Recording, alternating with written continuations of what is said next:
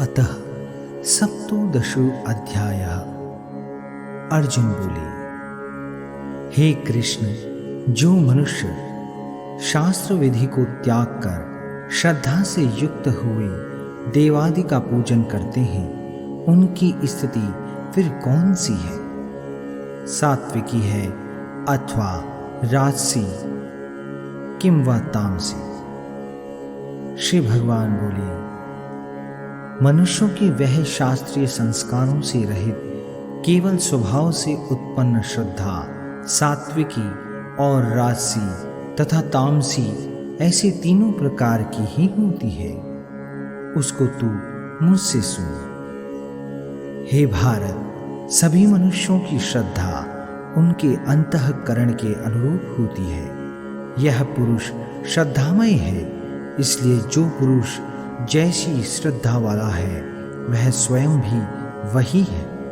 सात्विक पुरुष देवों को पूजते हैं, राजस पुरुष यक्ष और राक्षसों को, तथा अन्य जो तामस मनुष्य हैं वे प्रेत और भूतगणों को पूजते हैं। जो मनुष्य शास्त्र विधि से रहित केवल मनः कल्पित घोर तप को तपते हैं तथा दंभ और अहंकार से युक्त एवं कामना, आसक्ति और बल के अभिमान से भी युक्त है, जो शरीर रूप से स्थित भूत समुदाय को और अंतःकरण में स्थित मुझ परमात्मा को भी कृश करने वाले हैं, उन अज्ञानियों को तू आसुर स्वभाव वाले जान। भोजन भी सबको अपनी अपनी प्रकृति के अनुसार 3 प्रकार का प्रिय है, और वैसे ही यज्ञ, तप और दान भी 3 प्रकार के होते हैं। उनके इस पृथक पृथक भेद को तू मुझसे सुन। आयु, बुद्धि, बल, आरोग्य, सुख और प्रीति को बढ़ाने वाले, रसयुक्त, चिकने और स्थिर रहने वाले तथा स्वभाव से ही मन को प्रिय ऐसे आहार अर्थात भोजन करने के पदार्थ सात्विक पुरुष को प्रिय होते हैं। कड़वे, खट्टे, लवण युक्त, बहुत गर्म, तीखे, रूखे, दाहकारक और दुख, चिंता तथा रोगों को उत्पन्न करने वाले आहार अर्थात भोजन करने के पदार्थ राजस पुरुषों को प्रिय होते हैं। जो भोजन अत्पका, रस रहित, दुर्गंध युक्त, बासी और उच्छिष्ट है तथा जो अपवित्र भी है, वह भोजन तामस पुरुष को प्रिय होता है। जो शास्त्र विधि से नियत यज्ञ करना ही कर्तव्य है, इस प्रकार मन को समाधान करके फल न चाहने वाले पुरुषों द्वारा किया जाता है, वह सात्विक है। परंतु हे अर्जुन, केवल दंभाचरण के लिए अथवा फल को भी दृष्टि में रखकर जो यज्ञ किया जाता है, उस यज्ञ को तू राजस जान। शास्त्र विधि से हीन, अन्नदान से रहित, बिना मंत्रों के, बिना दक्षिणा के और बिना श्रद्धा के किए जाने वाले यज्ञ को तामस यज्ञ कहते हैं। देवता, ब्राह्मण, गुरु और ज्ञानी जनों का पूजन पवित्रता, सरलता, ब्रह्मचर्य और अहिंसा, यह शरीर संबंधी तप कहा जाता है। जो द्वेग न करने वाला, प्रिय और हितकारक एवं यथार्थ भाषण है तथा जो वेद शास्त्रों के पठन का एवं परमेश्वर के नाम जप का अभ्यास है, वही वाणी संबंधी तप कहा जाता है। मन की प्रसन्नता, शांत भाव, भगवत चिंतन करने का स्वभाव, मन का निग्रह और अंतःकरण के भावों की भली भांति पवित्रता, इस प्रकार यह मन संबंधी तप कहा जाता है। फल को न चाहने वाले योगी पुरुषों द्वारा परम श्रद्धा से किए हुए उस पूर्वोक्त 3 प्रकार के तपों को सात्विक कहते हैं। जो तप सत्कार, मान और पूजा के लिए तथा अन्य किसी स्वार्थ के लिए भी स्वभाव से या पाखंड से किया जाता है, वह अनिश्चित एवं क्षणिक फल वाला तप यहाँ राजस कहा गया है।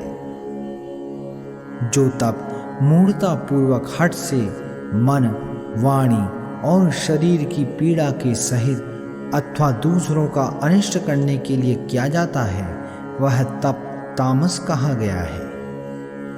दान देना ही कर्तव्य है। ऐसे भाव से जो दान देश तथा काल और पात्र के प्राप्त होने पर उपकार न करने वाले के प्रति दिया जाता है, वह दान सात्विक कहा गया है।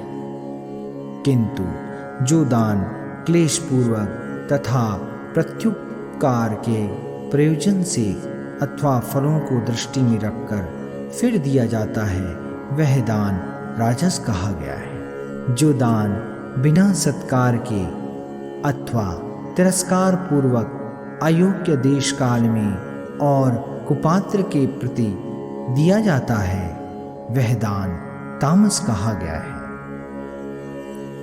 ओम तत्सत। ऐसे यह 3 प्रकार का सच्चिदानंद घन ब्रह्म का नाम कहा है। उसी से सृष्टि के आदि काल में ब्राह्मण और वेद तथा यज्ञादि रची गई। इसलिए वेद मंत्रों का उच्चारण करने वाले श्रेष्ठ पुरुषों की शास्त्र विधि से नियत यज्ञ, दान और तप रूप क्रियाएं सदा ओम इस परमात्मा के नाम को उच्चारण करके ही आरंभ होती है।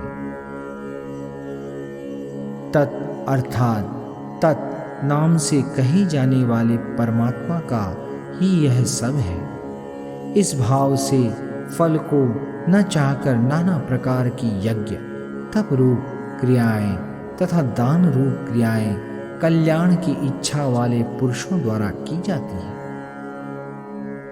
सत इस प्रकार यह परमात्मा का नाम सत्य भाव में और श्रेष्ठ भाव में प्रयोग किया जाता है तथा हे पार्थ, उत्तम कर्म में भी सत शब्द का प्रयोग किया जाता है तथा यज्ञ, तप और दान में जो स्थिति है वह भी सत इस प्रकार कही जाती है और उस परमात्मा के लिए किया हुआ कर्म निश्चय पूर्वक सत ऐसे कहा जाता है। हे अर्जुन, बिना श्रद्धा के किया हुआ हवन, दिया हुआ दान एवं तपा हुआ तप और जो कुछ भी किया हुआ शुभ कर्म है, वह समस्त असत इस प्रकार कहा जाता है। इसलिए वह न तो इस लोक में लाभदायक है और न मरने के बाद ही।